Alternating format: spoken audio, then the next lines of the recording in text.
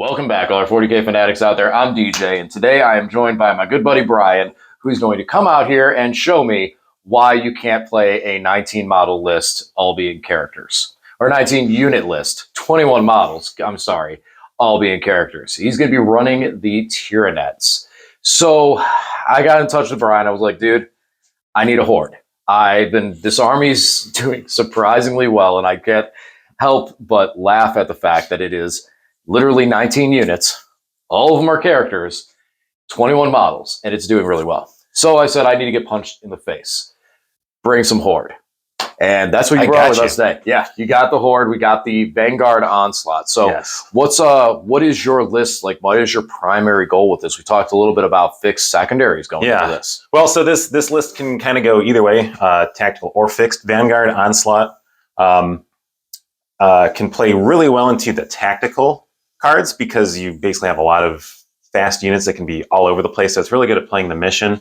But this particular list, well, I've got a Biovore, so it can do, engage. The Biovore was single-handedly okay, I'm doing fixed secondaries. Yeah. Biovore, okay, build the rest of the list. Well, and then DJ gave me the other one by taking 1 million characters, so that becomes Assassinate. But I took, I've played around with different iterations of Vanguard Onslaught, where you take either a walking tyrant, a flying tyrant, or the Swarmlord. And in this list, I've got the Swarmlord, which when you're doing tactical objectives, you're kind of less incentivized to throw them away for CP because the Swarmlord already gives you that free CP in your turn. So I don't really lose much in this list by not going tactical. So we're going to see you trying to make it a very straightforward game plan by being everywhere all at once and killing characters. Yeah, and that's definitely and then you have a Hive Tyrant as well in this list. Not today, no Hive Tyrant. No, just the Swarmlord. No, the Tyranids do have that great aspect of it because, like you mentioned, being able to gain the CP. And one of the problems I usually have coming out of Necrons, and I hear a lot of people say this, and they're like, oh, run an Emotech, run an Emotech. Emotech is 105 points, and the rest of his stat line is, in my opinion, not good. He's not a character to run by himself, like I'm doing with some characters today. And the only units you can attach him to are a Necron Warrior Immortal unit, which then takes that slot up that an Overlord can bring something like a Resurrection Orb. And if you go, well, I'm not going to spend the points on an Overlord, I would say, well, then why would you spend the points on Emotech? It's in that same point spread. The Swarmlord is much, much, much different than that Emotech. Swarmlord smacks.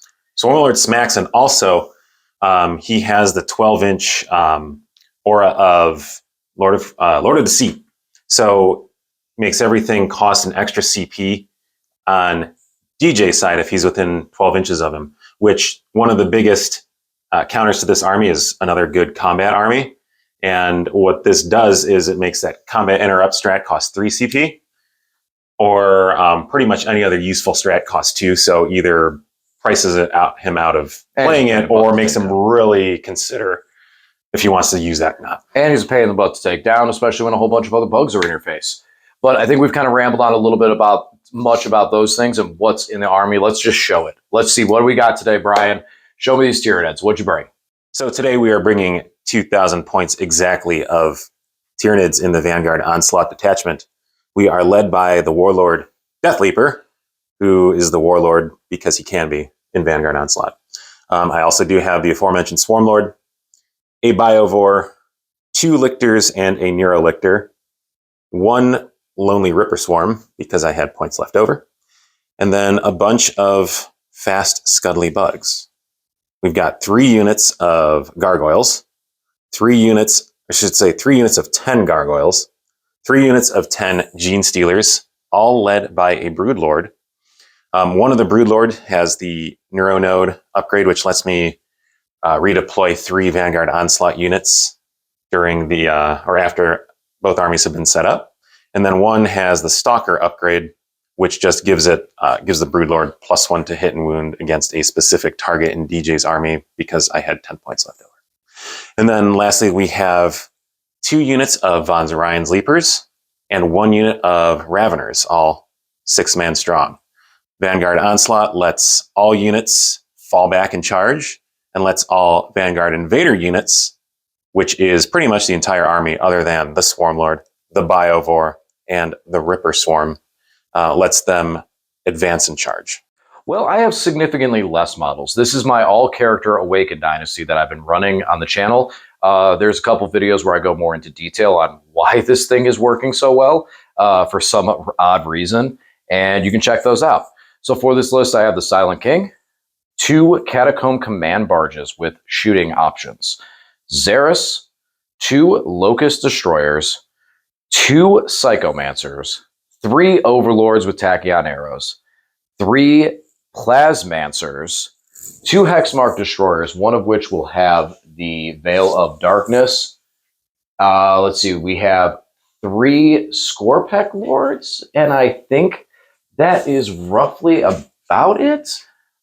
Kind of brain. I go through them all, just scattering through them. I think I got everybody there. If I missed someone, tell me in the comments section. But this is the same list that I've been running before.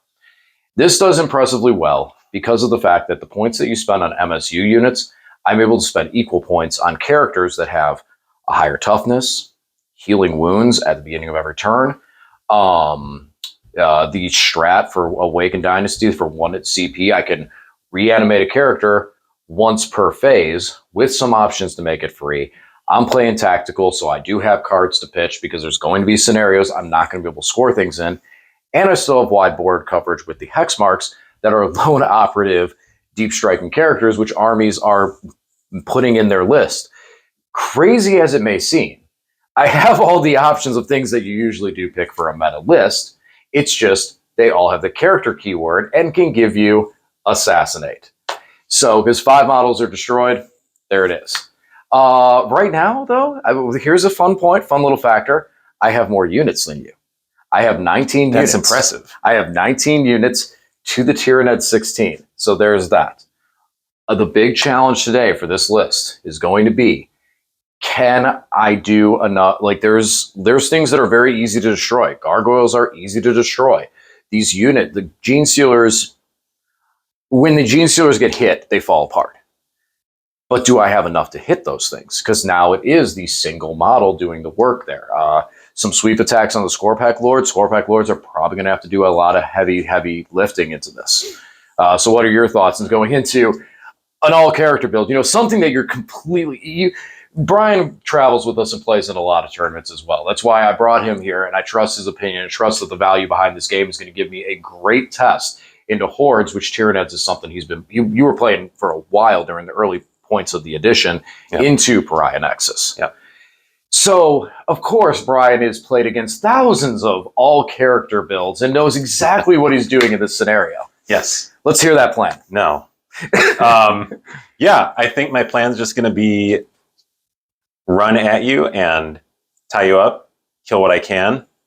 Kind of my generic battle plan, but it's going to be interesting with my list has lots. It's very high volume of attacks that are typically AP 1 or 2, 1 damage. So we'll see how that does into a bunch of characters. On paper, I think it looks good. Yeah, I mean, I do have the 4-up, so anything big, I stop there. But with you having some of those AP 1s, you're getting a 3-up that's going to a 4-up either way. So that's advantageous for you. It's that like my embalm means nothing, and I'm spending points to have that. But I got some tough cookies. I got some very, very tough cookies. All right, Brian, odd or even?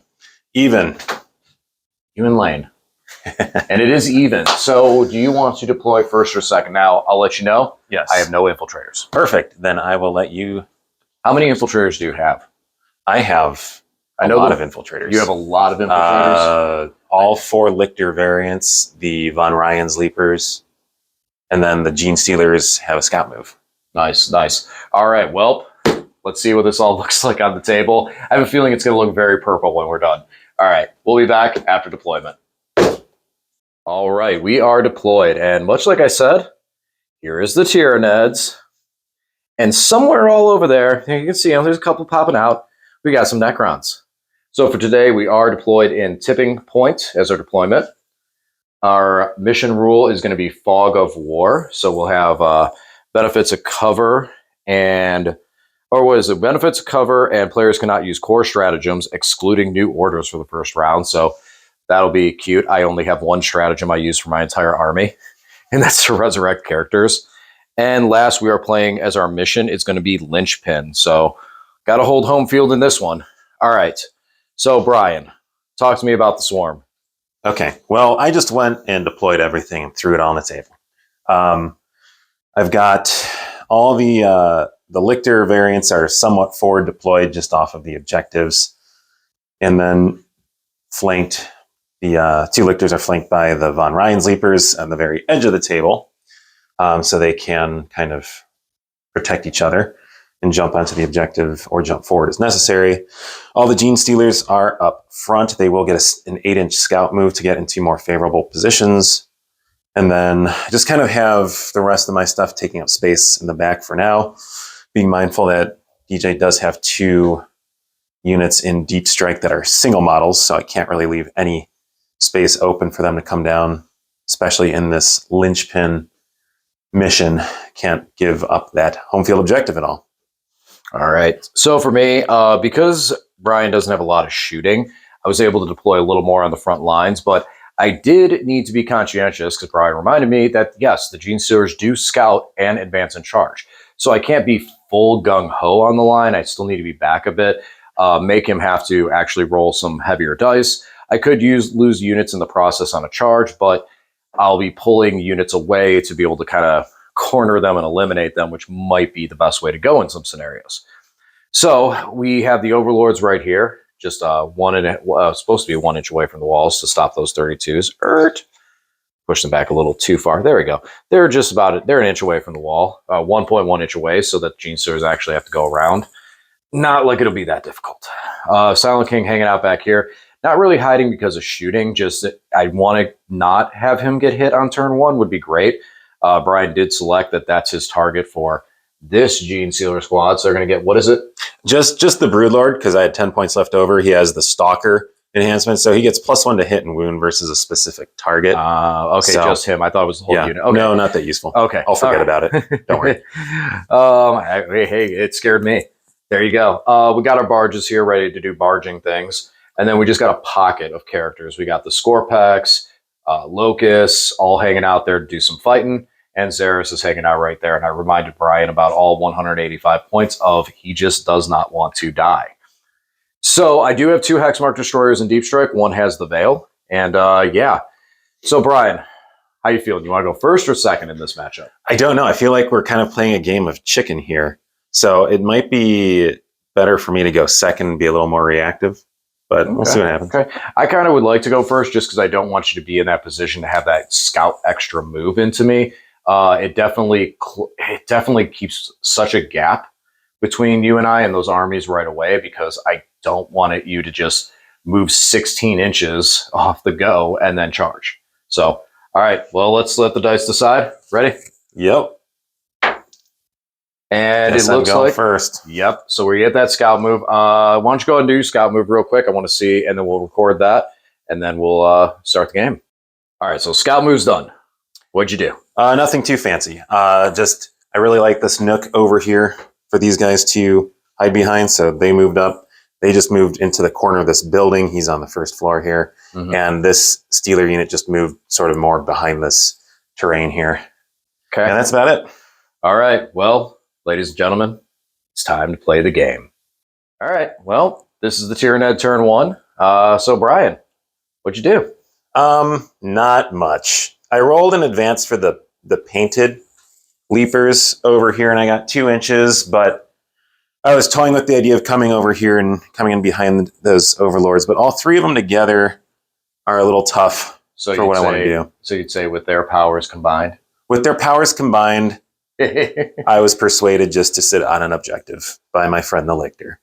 Not much else I really did other than I towed onto every objective with at least 1 lone up unit. My Death Leaper tripped over himself, but advanced just enough to get on this side of the building. He's got that cloak, you know. I mean, give the man some credit. He's got some swag. Yes, his cape. Yes. It's amazing that is the biomorph. Yes. This is what at some point in time the hive mind itself, they're looking at biomorphs like, oh, make these claws sharper, give it longer flesh hooks. He needs a cloak. Why? Okay, sorry. Why not? Yeah. So I just want to make DJ come to me, I guess, and see what he can do. But I did put a spore mine over in that table quadrant, and I have at least the Lictor over here. So I will get a full 4 points on engage. All right. No assassination yet, but I don't think you're terribly worried about it. Not yet. All right. On to my turn. My turn also looked eerily similar. Now, granted, I did more damage, so there's a positive there, but I was not able to get up on the objectives. So Brian's going to have a huge turn 1 on or turn 2 on primaries. My secondaries, I got Call the Horde, which technically Brian does not have one that qualifies. So Call the Horde got pitched. Then I got Overwhelming Force. I didn't like that early on because I really didn't think I had the ability to take a unit off an objective with all the lone ops and everything hiding. So I was like, all right, let's take a chance, spend a command point, and I got Established Locus.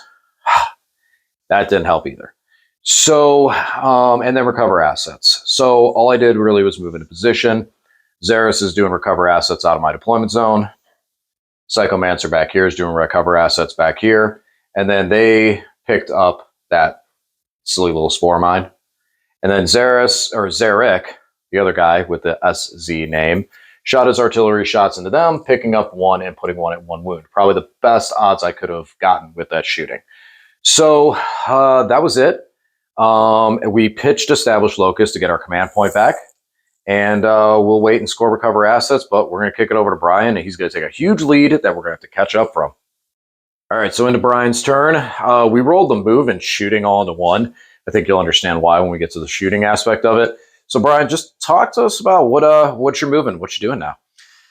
So I moved a few units up to maybe force some action here and start getting ahead on Assassinate. I probably could have even played a little bit more conservatively, but we're going to try to make a few things happen. So I moved and advanced these Von Ryan's Leapers up. I know DJ was moving his stuff back to try to keep a lot of distance between them. They got up 14 inches, so it's leaving me with a 9-inch charge. I still have all my CP, which is 5, so I might be willing to re-roll that to see if I can pull off something onto his linchpin objective. That would be nice. I did spend a command point to rapid ingress a Hexmark, so hopefully I can slow down some of that destruction and maybe do a little bit of overwatching when they charge. Yeah, give me another character to charge. Yeah.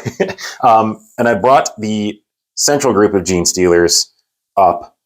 They advanced a big 6, so they should be able to get into combat with a couple of these Scorpex and see what we can do there. And then I just filled in their spot with the Raveners in the middle. Death Leaper still chilling, holding down that middle objective, and not really much movement on the other side. Because I don't think I need to. I'm just going to try to force DJ to do something about that objective and everything that's over there. Yep. And I did just put another Spore Mine down. In case something goes horribly wrong with these guys, I will have a unit in this quarter. Plasmancers in combat for the win. Raw. I mean, they do 2 damage with their 3 or 4 attacks. Yeah. Okay. I'll try to talk them up. All right. Well, it looks like we're going over to the shooting phase. Oh, that was a shooting phase. That was the shooting right phase. There. That's shooting phase. All right, time to do some charging. All right, so Brian charged in, and he was able to get into these guys. That hex mark went away, but we were able to keep the Plasmancer alive. There was a little bit of a boost of Synapsis, and also, what was the strat that you used for the hex mark? Surprise Assault gives me +1 to hit and potentially +1 to wound if he fails Battle Shock. I just wanted to make sure I killed a guy. Yep, and the hex mark went down, so that's 1 assassinate there. I did lose both Scorpec Lords to the full onslaught of the Gene Stealers. Dev wounds went hot over here. Yeah. I spent a command point on him to bring him back, so he's just outside, so he's going to charge in. And then the Locust Lord just smacked one of them into oblivion. So that is it. The Gene Stealers picked up both of those Scorpec Lords one time, so there's 2 points over there. And then the 1 character over here for Assassinate. And we're still, Brian, you're still engaging on all fronts, right? Yes, I am. All right, so that scoreboard is going that way. We're going to need to remove some of his assets here quickly. Let's get over to the Necron turn. Secondary deck is really hates me right now. Mark for death and engage on all fronts. So I can't really engage. I might be able to get baby engage on some silly charge things, but not really much I can do there being kind of blocked in the way I am. And then the other one's Mark for Death. I'm not spending another command point to shuffle out a stratagem. We're not doing that. So we really, Mark for Death is these gargoyles, and the Biovore. Okay, looks like we'll be not getting those this turn. All right, movement. So we fell back. He healed and fell back. So we are able to shoot now at the Von Ryan's Leapers with 2 of them and do some mortal wound damage and everything and try and pick them up. These Gene Stealers got to go away. We're just going to clear them right out of here real quick. We have a lot of shooting to put into them and the ability to charge and destroy them. Now, some may note that that wasn't where the Gene Stealers were at the end of last turn. As I moved up with the Scorpack Lord, Brian chose to spend the 2 CP. He moved the Lictor away, or the Death Leaper away, and moved the Gene Stealers, just try to zone some stuff out, but we're just going to crash into them and get them off the table. Catacombs are in position to do some shooting, and this little flank, we just moved this up to get ready to kind of make some push, put some pressure on this point, because we're going to have to get out here and do some work, or Brian's just going to run away with the scoreboard. So, all right, first things first, let's shoot some stuff. Well, so shooting-wise, we did what we wanted to do. They're gone with some help from these, and actually Zarek shooting, getting a firing lane. And then Zarek, he's been hammering these Vanguard, or these Von Ryan's Leapers. He picked up another 2 over here and damaged 1, so they're down to 3. That's a good thing, at least since we can't see them. And then charges rushed in with everybody. 1 Scorpack Lord wasn't able to swing, but with a combination of everybody, we picked up the squad. So no points on secondaries. We are really doing bad on that side.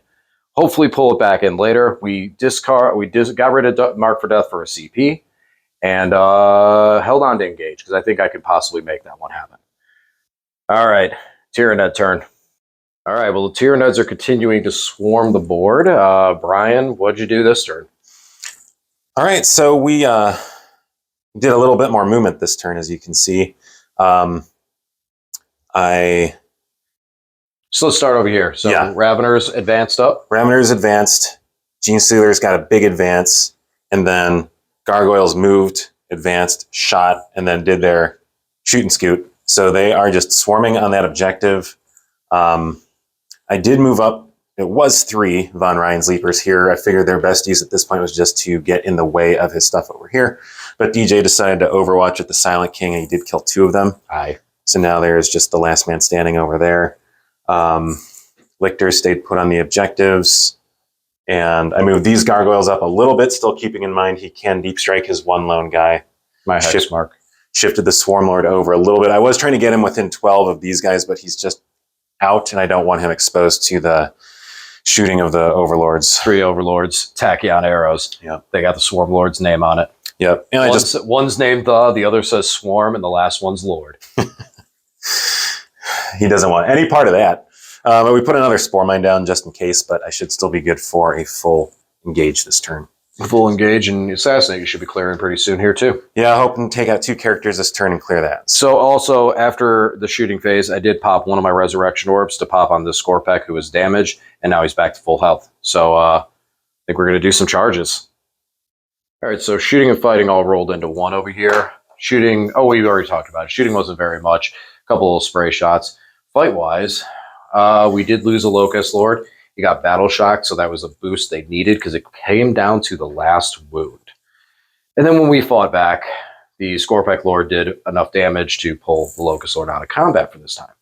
Over here, our Scorpack with the 4-up Feel No Pain went down, so we spent our last command points for this turn to resurrect him, and he'll be coming back right over there. So Assassinate is fully capped out. That scoreboard is going in the wrong direction real quick, so we are definitely going to have to get aggressive in the Necron turn. All right, let's do it. For this turn, we're looking at engage and no prisoners. No prisoners will get us on the board. We should be able to kill 3 units this turn. Engage is still going to be rough. We're going to have to make some moves and see what we can't do. We could technically charge into the Spore and try and inch our way over into there. Might be worth it, actually, because we can get close to that objective and do some work over there. Otherwise, we did fall back, so we're going to shoot and try and get rid of these Raveners. The goal is to clear as much as we can right now. We try to eliminate resources. The best thing we're going to be able to do is try and shut the board down. And then we're going to shoot at them with these boys. Charge in and finish them off. And hopefully over here with the Silent King, we can just spray into these gargoyles and just make them go away. So let's do some shooting first and see how much of these bugs we can eradicate. All right, so shooting and fighting all into 1. We did not shoot the Spore. Instead, we charged with the Catacomb. Brian chose to blow it up and did do 3 mortal wounds to me, but then I was able to pile in, consolidate, take his objective, and score, and as well get 2 points for engage. Then over here, we charged him with a Swarmlord after we did some shooting with these boys over here. And we were able to, as well as this Hexmark, which we were able to pick these guys down to 2 so that the Locust Lord could get his full rerolls to hit and wound and just shred the last 2. And we picked up most of the Gene Stealers, leaving just a Broodlord and a Gene Stealer there. Lord smashed in there, taking the Gene Stealers out, and then smacked the Broodlord, taking him down. And Xeris finished off the Gargoyles, which really got obliterated by the Catacomb Command Barge. Over here, we shot with Zarek. We're only able to take out 2 of the Gene Stealers, and then all the rest of his shots kind of whiffed. The rocks even. I think the rocks might have picked up like one tougher dude, maybe. I can't remember what I shot it with. They might have both been blocked by Gene Stealers. It might have been. I might have failed those ones. I think I might have picked one up off of staff. But then we charged here just so we could take the objective and pick up the Von Ryan Sleeper and call it a turn. So a little bit better. We're making a pushback. And we'll see how Brian and the Nids respond. So everything kind of just went into one, because as much as it seems like there's a lot going on, not as much as you think. So Brian, as he brought up, he's not really incentivized to have to destroy many things. So instead, he moved the Swarmlord up and the Lictor up just to pick up the Catacomb Command Barge. These Gargoyles moved up and got Overwatch, lost 4 dudes, and then just kind of zoned out. So to try to prevent my characters from going further into his zone. And then these guys just moved up to swarm the objective and attempt to take the objective away from me, but ho, we got tricks. So that is it really for the Tyrion Turn. Still getting the, got the baby engage this time, right? Yeah, baby engage. Oh, no, big engage. Spore mine over there. Yep. So we're still looking at big engage right now. So this one's going to be tough. I'm going to really have to like slam some points on the board right now. We did go with the secret mission, so we're going to start into that and go over to the Necrons. Sabotage of behind enemy lines are the name of this turn. I picked up the Hexmark, and he's doing that. So he's sabotaging, he towed the objective, and he's going to be behind enemy lines. So everything else is going to be destroying things. We moved up Locust, we moved up Plasmancers, Swarmlord's going to get punished. Lord ready to charge and finish afterwards if need be. Overlords throwing tachyon arrows at him. And then Silent King to take out these Gene Stealers. These guys are able to just pick up the Gargoyles. So this turn, we're hoping to basically own center field. That is the goal at the end of this turn. So we got a lot of work to do. Oh, and then our little Plasmancer back here is going to try and get rid of that Spore Mine because it's annoying me. So, all right. First things first, we got to shoot away some bugs. All right, so we did a lot of damage. Haven't removed any units yet, but that's yet. So Swarmlord invulned all 3 tachyon arrows. That doesn't mean we didn't get damage on them. We got them down to 2 wounds. So we're ready to charge in, maybe take them out with the Lord on the impact damage. Would be pretty cool. I'd like that a lot. Over here, we just sprayed some random shots to take the Gargoyles down to 3, so they'll get picked up easily enough. And then we have 1 Lictor, have 2 wounds. And what do we got? Gene Stealer or 2 Gene Stealers in the 2 Gene Stealers and a Broodlord in there. Which are going to meet Zarek and the Overlord, so we should be still keeping on pace to take that center field. Let's do some charging. All right. So shooting, fighting, we did it. We cleared. Gene Stealer is gone. Lictor gone. Gargoyles gone. Swarmlord gone on impact damage. Lictor gone. Okay. We cleared some stuff out. So, yeah, hopefully that will matter. We'll see. Going to kick it over to Tyranids and see what they want to do with their last couple of units. All right, so as you notice, most Tyranids are out of this area. They all went back here to try to deal with this little Hexmark sabotaging, and they did not take him out. It's got 3 wounds left. All right, so that was it for the whole Tyranid turn. Movement, shooting, all of it. And we're going to go over the Necrons just to wrap this game up. Well, the good news, we achieved our secret mission. The bad news, it wasn't enough. I did forget the fact that we did have the change, so we don't get primary as well. That 15 extra points for the main primary would have helped on top of the 20, Probably the reason that we don't get that anymore. It made it a closer game, but still the secondary cards were not in my favor. Brian did a good job of zoning me out, so I wasn't even able to do some of them. But then even when it's like, oh, okay, here's one I can't do, it was tough. We'll talk about that more in the post game, but as of right now, we got containment and defend stronghold, which we got for 9 points. We did get our secret mission for holding 3 objectives in no man's land for 20 points, bringing the Necrons to a 64, but Tyranids passed by with an 84. So the goes to the bugs today. Let's get over to our little post-game chat. We'll talk about this a little bit and let you know our thoughts on these two armies in this matchup.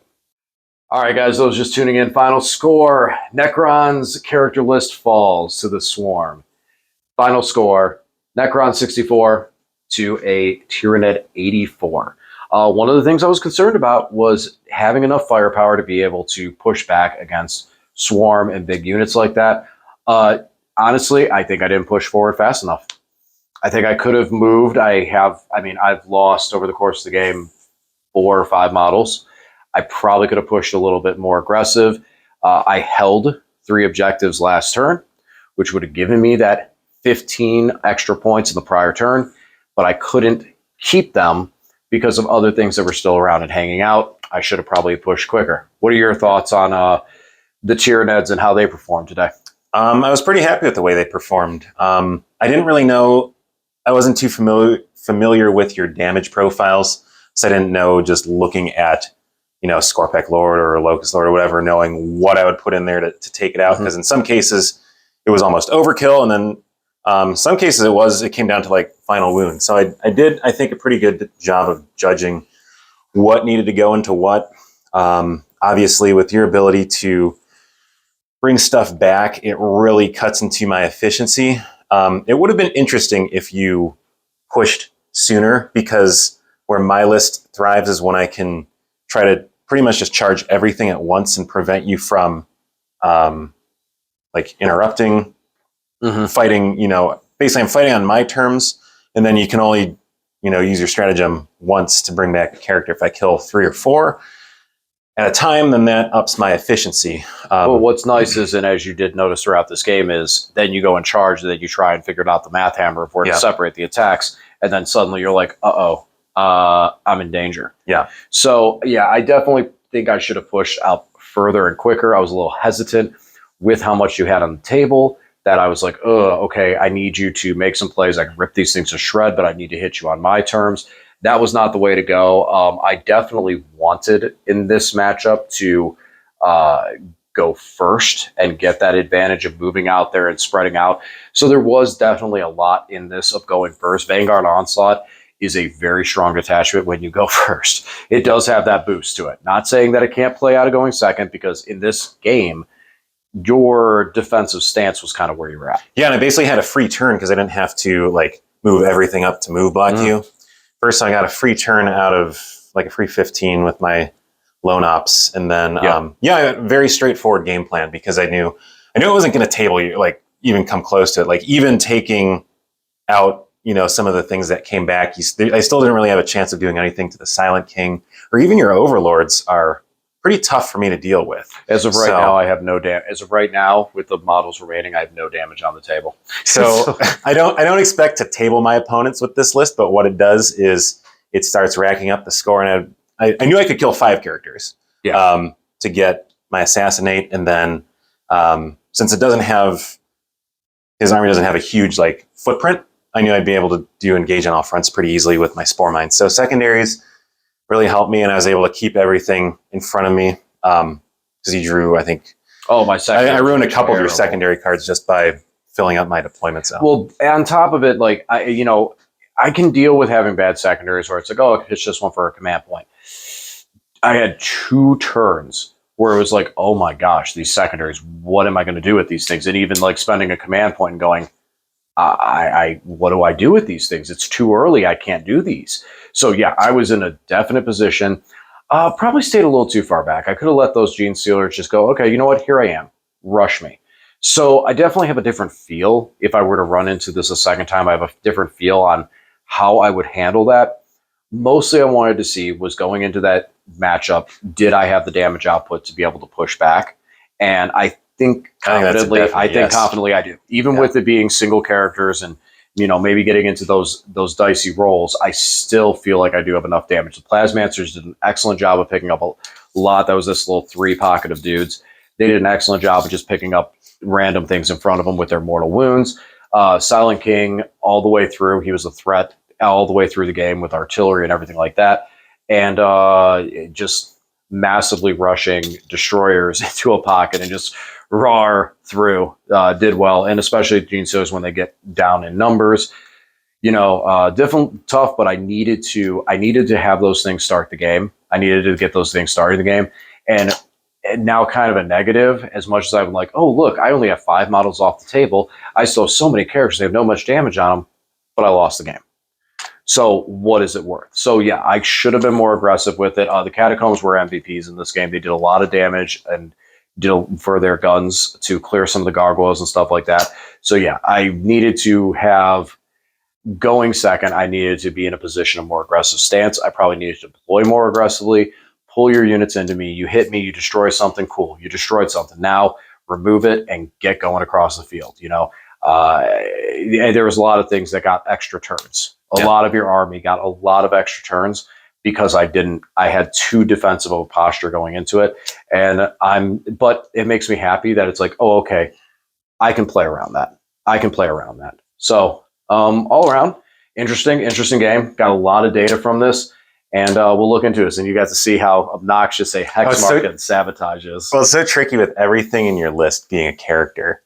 I try to play around heroics, as much as I can. It's just, and then you're just like, but everything can heroic. Yeah. Everything is just, what is this? What's this? Single unit character. Yeah, there's characters everywhere. All right, guys.